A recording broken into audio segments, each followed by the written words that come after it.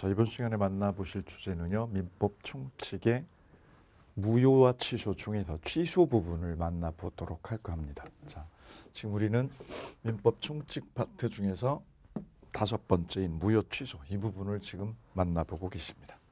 자, 먼저 취소라는 개념은 무효하고 개념상 구별이 되어진다고 소개를 드렸어요. 무효라는 것은 이렇게 갑과 을이 만약에 계약을 체결했다면 계약 체결은 이루어졌을 때 효력 요건을 구비를 못해서 법적 효력이 처음부터 없는 것, 이것을 무효라고 이렇게 정의를 내렸고요. 반면에 지금 만나보시게 되는 취소는요, 취소는 계약이 체결이 되어졌고요. 이렇게 갑과 을 사이에 계약이 체결이 되었고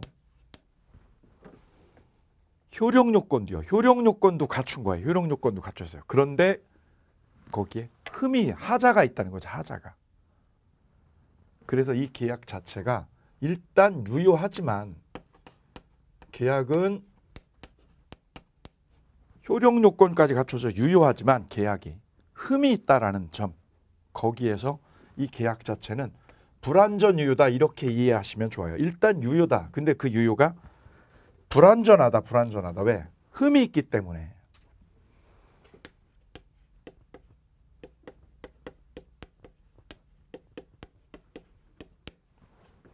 예컨대 갑이 미성년자여서 미성년 상태에서 아빠 골프채를 을과 팔아먹는 매매 계약을 해버렸다. 바람직하지 않지만 그런 계약을 미성년자 갑이 스스로 저질렀다면 이 계약은 일단 체결이 되었어요. 그리고 효력 요건도 갖췄어요. 그런데 불완전하다. 그래서 이 계약을 체결한 미성년자 본인이 직접 가서 취소를 할 수 있다. 취소를. 그래서 취소를 하게 되면 유효였었던 이 계약이요. 불완전하지만 일단 유효라고 그랬어요. 일단 유효. 유효였던 계약이 취소를 하게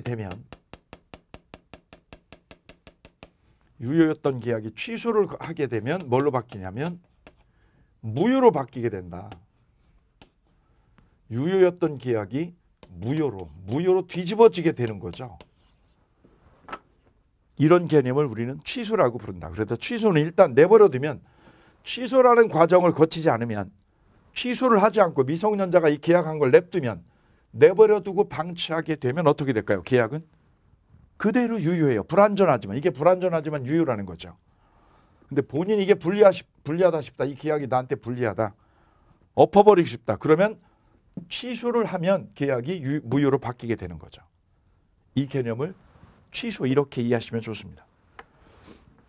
자, 그 그림에 있는 37쪽 자료에 있는 그림을 보면서 보시면 도움이 많이 되실 거예요. 자, 도의 그림을 보시면 갑이 미성년이라고 해볼까요? 미성년자가 아빠 골프채를 상대방하고 매매하는 계약을 해버렸다. 매매하는 계약을. 그럼 이 계약 자체는 체결이 되었고 불완전하지만 이게 비록 불완전하지만 유효라고 그랬어요. 그런데 취소를 선택함으로써 이렇게 바뀌게 되는 과정. 자, 그 사례로 접근하는 라이브 민법 그 부분을 짚어보시면 더 좋습니다. 1번이요. 갑이 골프채를 매수인 을과 매매하고 을이 골프채를 제3자 병에게 양도한 것을. 을이 골프채를 다시 누구한테 팔았냐? 제3자 병에게 이렇게 넘겼다라고 해볼까요?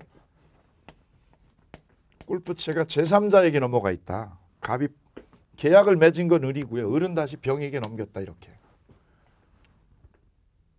이때 이 계약을 취소할 수 있는 사람, 이 계약을 취소해서 무효로 뒤집을 수 있는 사람을 우리는 뭐라고 부르냐? 취소권자 이렇게 불러요. 취소권자. 누굴 상대로 취소할까? 현재 골프채는 여기가 있는데 여기. 제3자를 상대로 하느냐 아니면 나하고 계약을 맺은 을을 상대로 하느냐. 바로 그 문제가 취소의 상대방 문제. 누굴 상대로 지목할 거냐. 취소의 상대방 문제. 세 번째, 지금 취소는 언제까지 하느냐. 기간 문제. 우리가 풀어야 될 취소에서 쟁점은요. 첫 번째가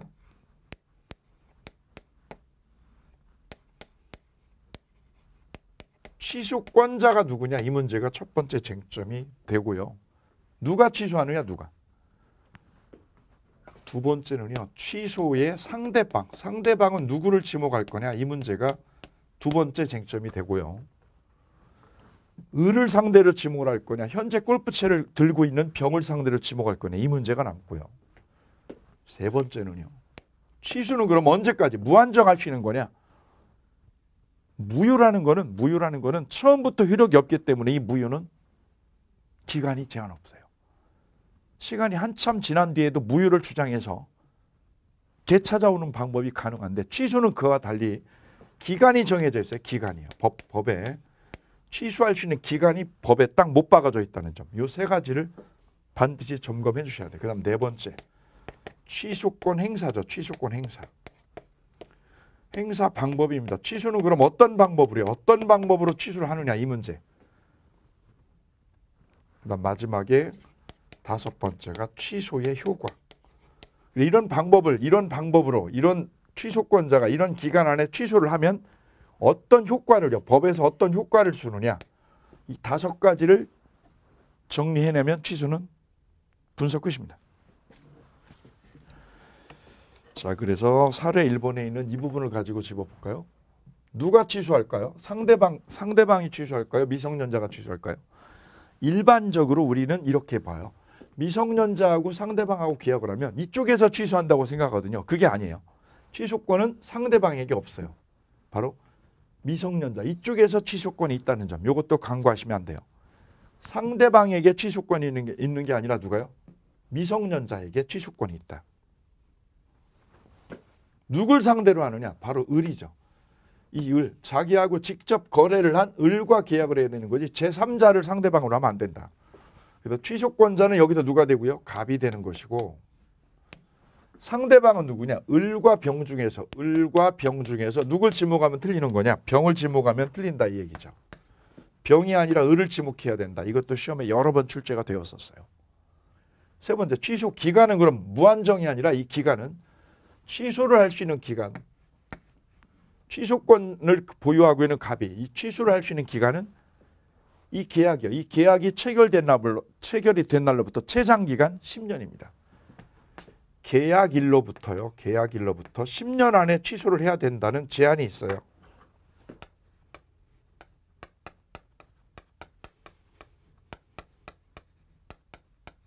취소권은 이 10년이라는 법정 기간의 제한이 있기 때문에 아주 중요해요. 그다음 또 하나 있는데요. 하나는 3년 이내입니다. 3년 이내. 이쪽은 10년, 계약일로부터죠. 계약서 쓴 날로부터 10년이고 밑에는 가로 하나 있어요. 이거는 좀 이따 보자고요. 그럼 행사 방법, 어떤 방법으로 행사를 하느냐? 이쪽에서 취소는 일방적으로 합니다. 일방적으로. 취소를 할 때 그래서 미성년자가 이 상대방한테 동의를 구하고 하는 게 아니에요. 나 취소하려고 그러는데 내가 이거 계약 취소하려고 그러는데 동의해 줄래요?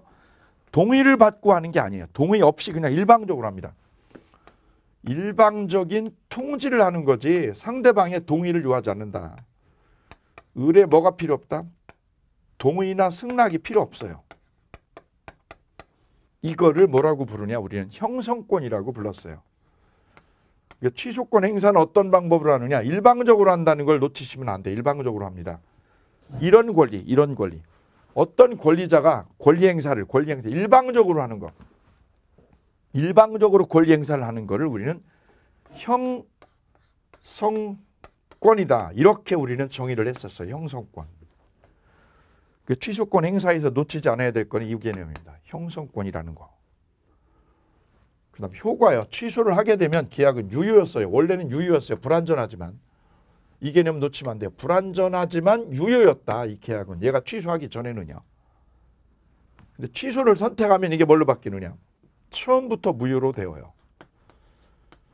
취소를 선택하게 되면 언제부터?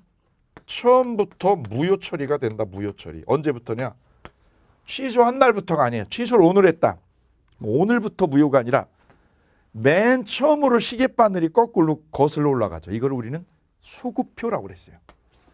처음부터 무효 그랬으니 이건 소급한다 그랬어요. 소급한다.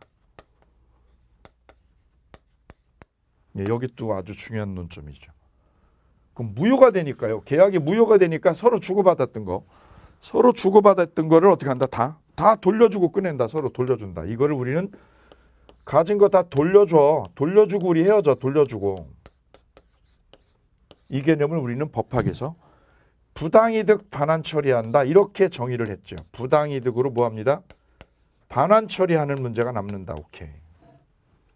이게 취소의 중요한 골격들이 되겠습니다. 자, 그러면 큰 골격을 이렇게 보셨으니까 이제 하나하나 항목을 좀 더 구체적으로 살을 붙여나가는 작업.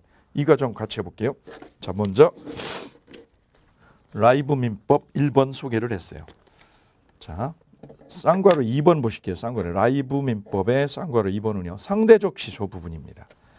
갑이 을의 사기로 토지 500평을 헐값에 팔았어요. 1번은 사례 1번의 사례는 갑이 미성년자를 전제로 한 사례였다면 사례 2번은요. 갑이 을에게 사기를 당했다. 사기 계약이었을 때요. 사기 계약.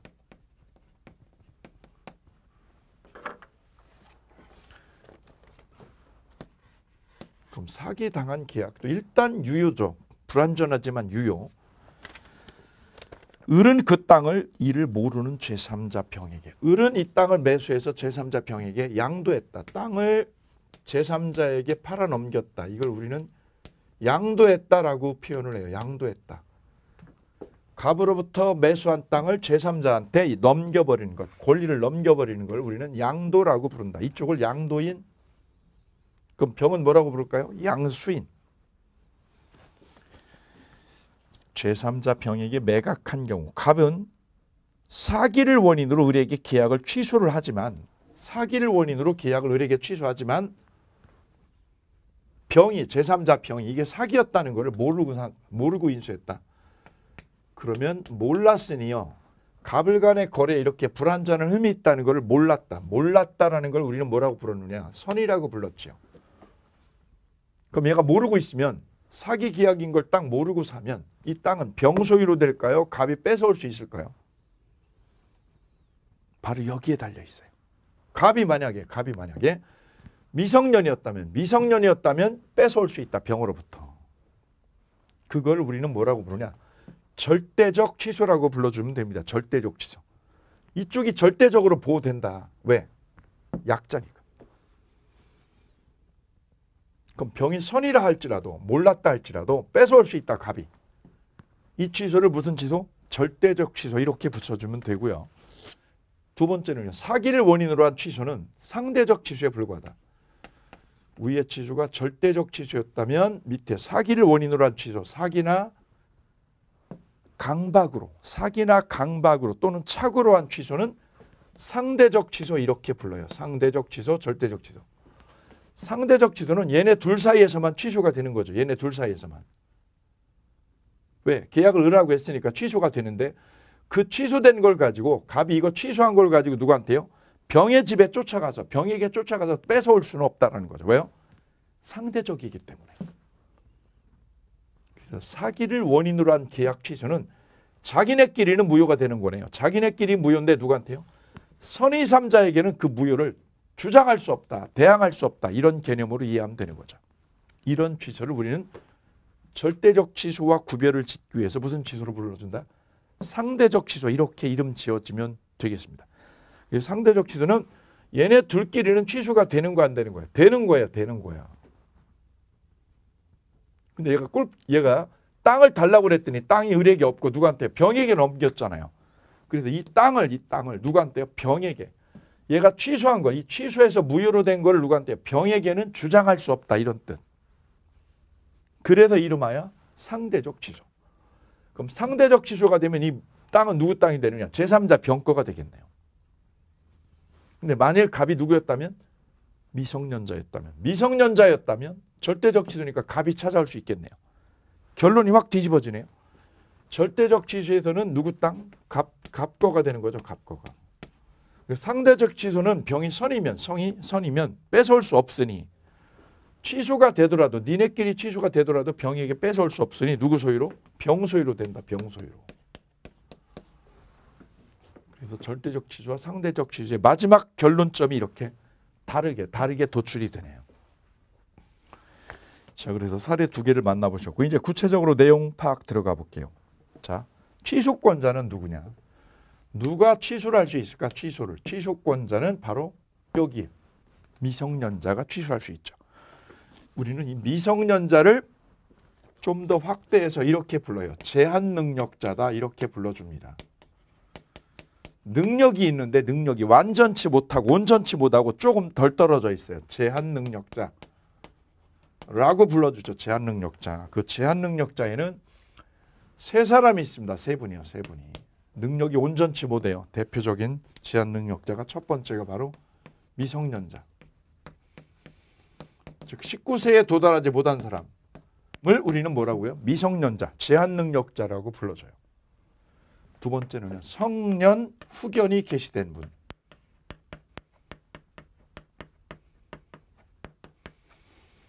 롯데그룹 왕 회장님인 신격호 회장이 지금 94세인가 되셔가지고 정신이 오락가락하죠. 오락가락. 그런 분이 재산을 많이 가지고 있단 말이죠. 우리 부모님들도 가끔 그런 경우 있어요. 치매 걸려가지고 정신이 오락가락할 때 있어요. 아침 다르고 점심 다르고 저녁 다르고. 이런 분들을 그대로 내버려 두게 되면 거래를 할 수 있거든요. 다른 사람하고. 땅을 넘겨줄 수도 있고 집을 넘겨줄 수도 있고 이런 거래를 할 수 있게 되죠. 그래서 이런 분들이 온전치 못한 상태에서 거래를 할 수 있게 되니 이분들의 재산권을 보호해 줄 필요가 있다. 그래서 만든 장치가 이 장치예요. 제한능력자.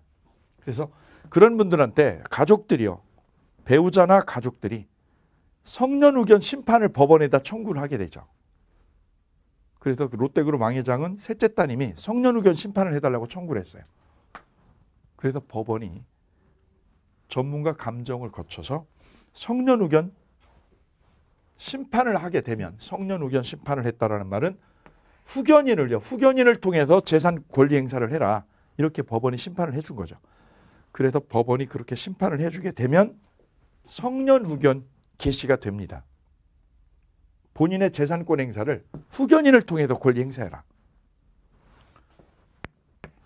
이 개념을 종전에는 금치산자 이렇게 불렀어요. 금치산자.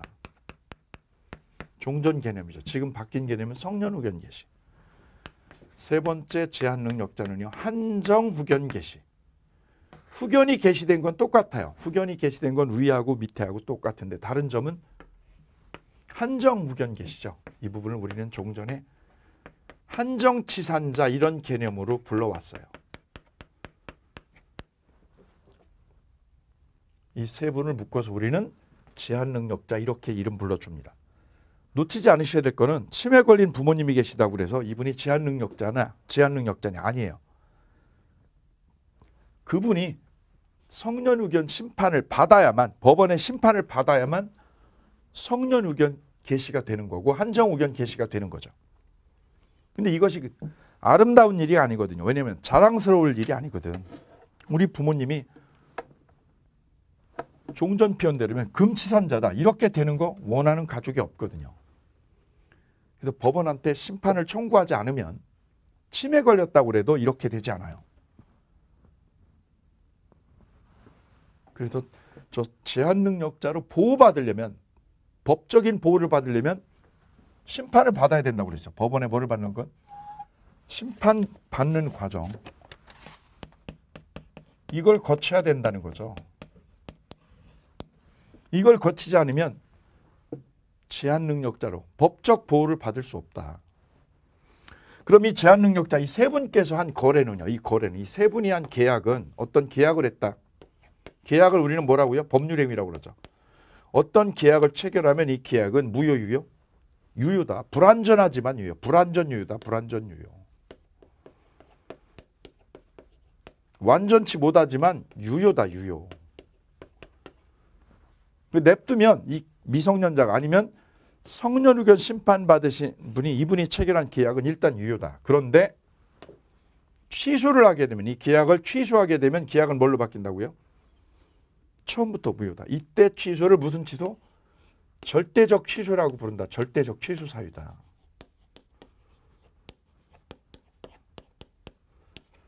절대적 취소기 때문에 제3자로부터도 땅을 뺏어올 수 있다. 이쪽 제한능력자에서 챙기셔야 될 개념은 요 제한능력자에 포함되는 분 세 분. 그 다음 그 제한 능력자가 저지른 법률의 유는 무슨 유요? 불완전 유효라는 거.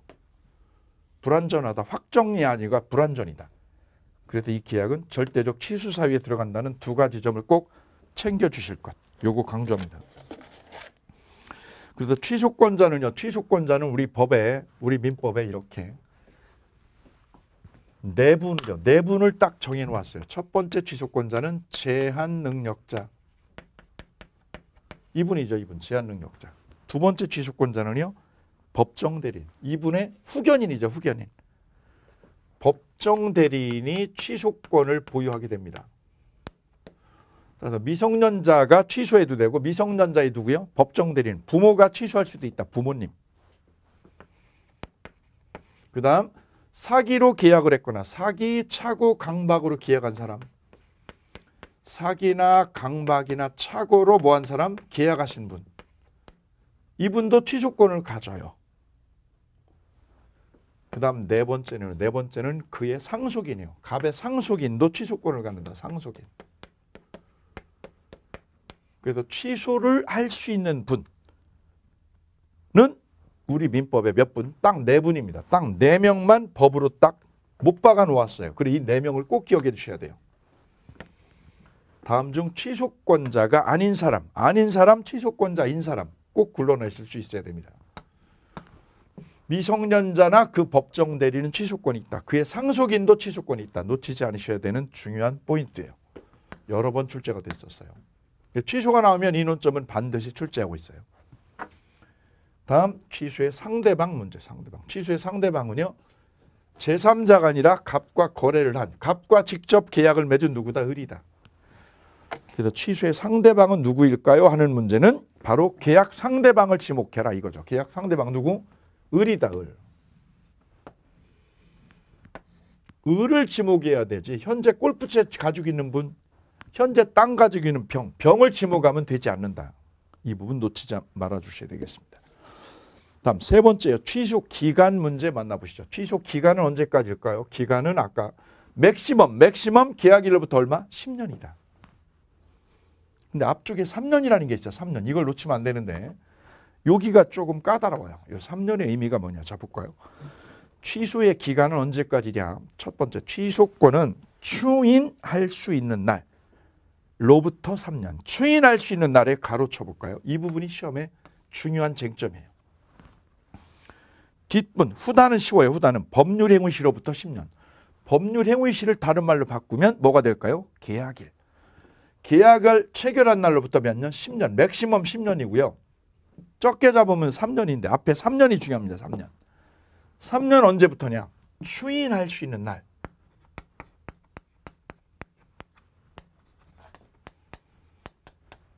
이렇게 정의를 하고 있네요. 추인할 수 있는 날.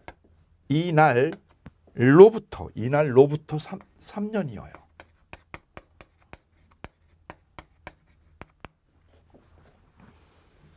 그럼 여기서 짚어야 되는 주제는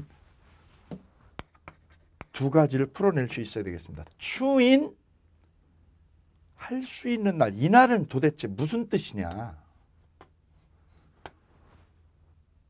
취소는 계약을 유효였다가 무효로 뒤집어 엎어버리는 거. 이걸 취소라고 그랬죠. 그럼 추인은 뭐예요? 추인은? 불확정 유효, 불안정한 유효를 어떻게 하는 거? 확정적 유효로 만드는 거. 불확정 유효, 불완전한 유효를 뭘로 바꾸는 거? 확정적 유효로 만드는 거를 추인이다. 이렇게 이해하시면 되는데 여기서 추인할 수 있는 날은 무슨 뜻이냐? 취소 원인이 소멸된 날, 이 날을 의미합니다. 그래서 앞으로 추인 그러면 이렇게 바꿔 놓으시면 돼요. 추인이라는 거는 언제 가능하냐? 전제 조건이요. 추인의 전제 조건이 하나 딱 있다. 그 전제 조건이 바로 이거다. 원인이 뭐한 날? 소멸된 날. 원인이 없어진 날. 소멸이라는 말은 무슨 날? 제거된 날을 말한다. 원인이 제거된 날. 취소 원인이 뭐한 날? 제거된 날. 그럼 미성년자는 뭐가 된 날? 그렇죠. 성년이 된 날. 이 말인즉슨 미성년자가 성년이 된 날, 이날입니다. 이날. 이날로부터 몇 년? 3년이 지나면 취소권은 아웃. 그럼 내가 사기당했다. 사기 계약을 했다. 사기 계약. 내가 사기 계약을 했다. 그러면 취소 원인은 언제 소멸될까요? 계약서 쓴 날이요. 계약서 쓴 날로부터는 몇 년? 10년이고요. 그럼 3년이 되는 날은 추인할 수 있는 날이죠. 추인을 언제 할 수 있느냐? 사기당한 사람은 사기 계약임을 뭐 한 날? 안 날. 사기 계약임을 모르고 있는 날이 아니라 뭐 한 날? 안 날. 이날로부터 몇 년? 3년이 되는 거예요. 이 개념을 묶어서 우리는 이렇게 표현을 해준 거죠. 돌려서 이렇게 추인할 수 있는 날로부터 3년이다. 이렇게. 그래서 이 개념 추인이라는 거는 언제 끌어들일 수 있느냐? 원인이 뭐 한 날? 소멸된 날. 이래야 추인이라는 작업이 가능해요. 추인 작업은. 이게 전제 조건이니까. 그러면 미성년은 언제가 됐을 때? 지가 성년이 된 날. 19살이 된 날. 사기당한 놈은 사기가 당한 거를 지가 뭐 한 날? 안 날. 로부터 3년이다. 이렇게 되면 취소권은 아웃이 된다. 그래서 맥시멈 10년이고요. 짧게는 3년이다. 이 부분 기억 꼭 해주셔야 됩니다. 자, 그 다음에 취소권의 행사 부분 뒷장 넘어가 볼까요? 취소권이 그러면 취소권자에 의해서 이 계약이 뒤집어 엎어지는 거예요. 놓치지 않아야 될 건 이 상대방은 취소권이 있을까요? 없어요. 상대방은 취소권이 없어. 왜? 자기가 제한 능력자가 아니잖아요. 취소권자는 여기 네 분만 돼요. 제한 능력자, 법정 대리인, 사기 강박으로 계약한 사람, 상속인. 오케이요. 그죠? 여기에 들어가지 않잖아요. 이분은. 그래서 취소권이 이분은 없어요. 그리고 이분이 취소를 하게 되면 이분이 제한 능력자나 사기 당하신 분께서 이 계약을 뒤집어 엎어버리게 되면 이 계약은 뭘로 바뀐다고요? 불완전했던 이유가 뭘로? 확정 무효로. 자, 그때 행사 방법에서 하나 지켜보셔야죠. 행사 방법. 취소권의 행사는요. 취소권자가 일방적으로 끝내는 거예요. 일방적으로 끝내는 거를 뭐라고 그랬죠? 형성권이다. 이 개념 같이 가실게요. 일방적으로 끝내는 거야. 그거를 형성권. 취소만 그런 것이 아니라 해제도 그래요. 계약 해제도 마찬가지 추인. 무권 대리에서 보셨던 추인도 마찬가지 형성권이다. 그래서 형성권이라는 개념에 이게 들어간다는 걸 기억해 주십시다. 같이요. 취소도 형성권이에요. 계약을 해제하는 것도 일방적으로 끝내는 거예요. 일방적으로 끝내니까 뭐라고 그래요? 형성권. 그 다음 추인. 이것도 형성권이다. 꼭 챙겨가실게요. 그 다음 효과. 취소를 하게 되면요. 유효였던 계약이 뭘로? 무효로 뒤집어진다. 무효로. 언제부터냐? 처음부터 뒤집어지니 이걸 뭐라고 부르느냐? 소급표를 인정하더라. 소급표를. 그래서 취소의 효과의 첫 번째는요. 처음부터 꽝이 된다. 꽝. 그래서 취소의 마지막 결론 뭐예요? 꽝이야. 꽝. 계약이 꽝으로 바뀌는 거예요. 어떤 것이요? 유효였던 계약이 꽝으로. 언제부터? 맨 처음부터. 이 부분 꼭 데려가실게요. 그래서 취소한 법률행위는요. 취소한 때부터 무효가 되는 게 아니라 언제부터요? 처음부터 꽝으로 바뀐다.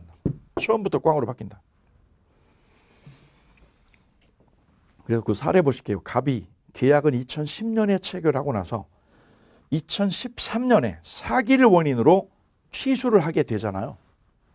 계약 2010년에 했고 취소는 2013년에 했다. 그러면 언제부터? 2013년이 아니라 언제부터? 맨 처음으로 거슬러 올라가요. 소급에서 꽝이 된다. 그럼 꽝이 되면 서로 어떻게 한다? 부당이득을 해요. 다 받은 거, 서로 받은 거 다 토해내고 끝내는 거죠. 토해내는 거를 우리 법학에서는 부당이득 반환이다 이렇게 풀었어요. 그래 취소의 마지막 결론이 부당이득 반환이에요. 그럼 이 부당이득 반환은 뭐하고 똑같아요? 무효하고 똑같죠. 무효나 취소나 똑같아요. 결론이.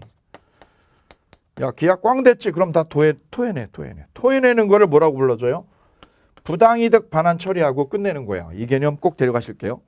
취소의 결론, 무효의 결론은 동일하다. 뭘로 동일하다? 부당이득 반환으로 귀결이 된다.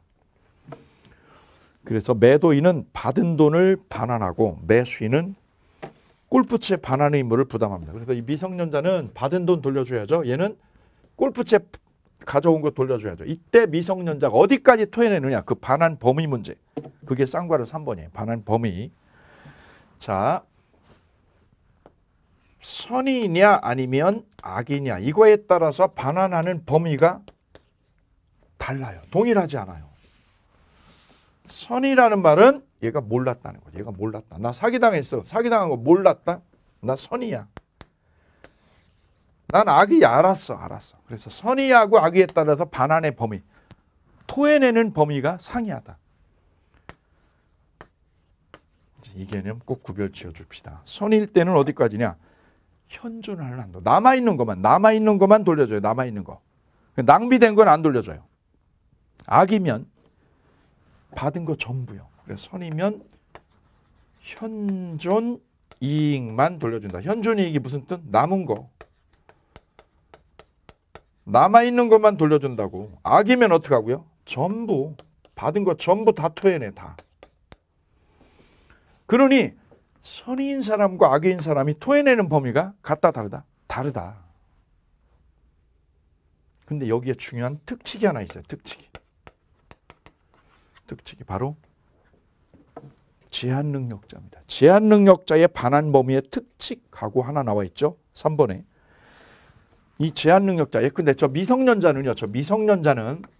미성년 같은 경우에는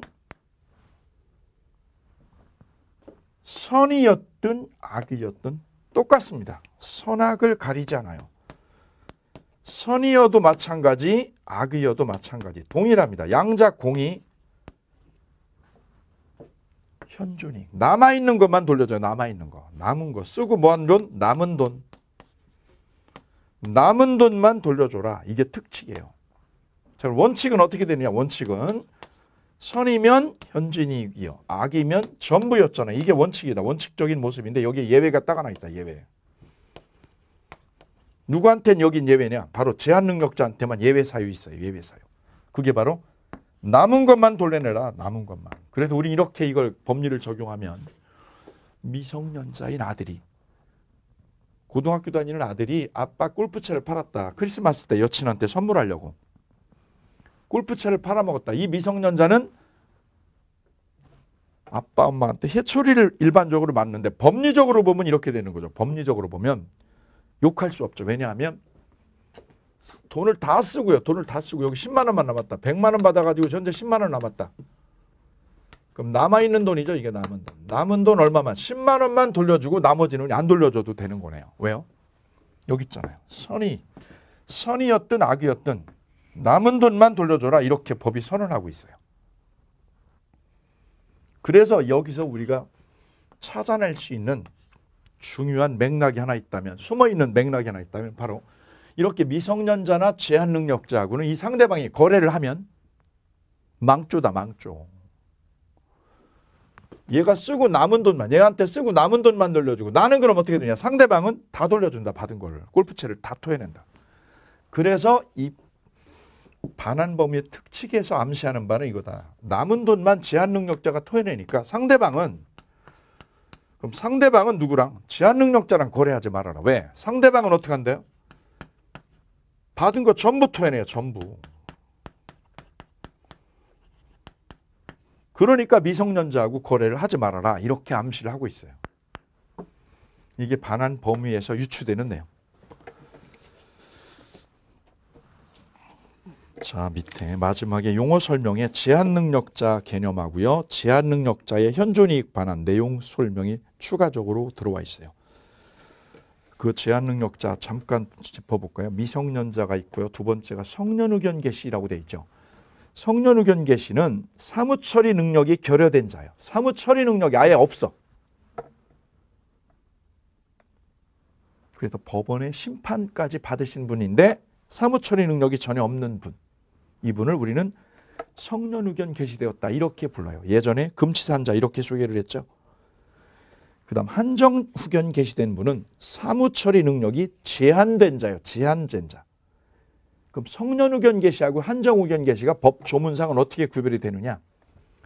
사무처리 능력이 모자라. 좀 모자르면 뭐라고 그래요? 한정 의견 개시. 사무처리 능력이 없어. 완전히 맛이 가서 사무처리 능력이 없어요. 아예 없으면 성년 의견 개시. 이렇게 두 사람을 나눠서 구별 짓는다. 그렇게 봐주시면 되겠습니다. 자, 궁극적으로 그 구별을 하는 실익은 여기에 있어요. 제한 능력자에 해당이 되면 계약이 취소가 돼도 뭐만? 이것만 돌려준다. 상대방은 다 돌려준다. 그래서 제한 능력자와 상대방은 반환 범위가 달라요, 같아요? 이 제한 능력자하고 상대방하고 계약을 했잖아요. 얘가 돌려주는 거하고 얘가 돌려주는 범위가 다르다. 얘는 어디까지만 무조건 남은 것만 주는데 상대방은 어떻게 준다? 전부 돌려준다. 그래, 반환 범위가 전혀 별개로 구별이 된다. 이렇게 취소를 이해하시면 되겠습니다. 자, 그래서 취소에서 짚어야 될 거 5가지요. 취소권자가 누구냐? 4분. 이 부분 챙겨가실 것. 두 번째, 취소의 상대방을 누굴 지목한다? 세 번째, 취소 기간은 맥시멈 언제까지냐? 그 다음 3년은요. 추인할 수 있는 날로부터 3년 했는데 그 추인이라는 거는 전제 조건이 언제만? 원인이 제거된다. 이 개념 꼭 챙겨가실 것. 그 다음 취소는 방법이요. 일방적으로 통지하면 끝이다. 일방적으로. 그 권리를 우리는 이렇게 불러주었고요. 마지막 효과. 취소하면 계약은 꽝이다. 꽝. 언제부터? 처음부터 소급해서. 그 꽝이 되면 돌려줘야죠. 어디까지 돌려준다? 이렇게. 자, 이렇게 해서 취소에 관한 전반적인 논의를 같이 해보셨습니다. 이렇게 해서 취소를 마치고요. 잠시 쉬셨다가 민법 총칙의 마지막 주제인 조건과 기한 이 부분 만나보실게요. 잠시 쉬었다 하겠습니다.